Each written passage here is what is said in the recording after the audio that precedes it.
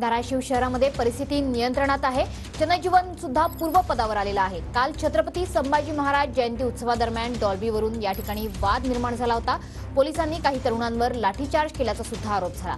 Police अधीक्षक कार्यालयासमोर तरुणांनी 2 टायर सुद्धा जाळल्याची घटना घडलेली होती। आपले प्रतिनिधी संतोष जाधव सध्या आपल्या सोबत आहेत। संतोष, आता परिस्थितीवर नियंत्रण मिळालेलं आहे का? छत्रपती संभाजी महाराज यांच्या जयंतीच्या दरम्यान काल पोलीस आणि आंदोलकांमध्ये वाद झाला होता।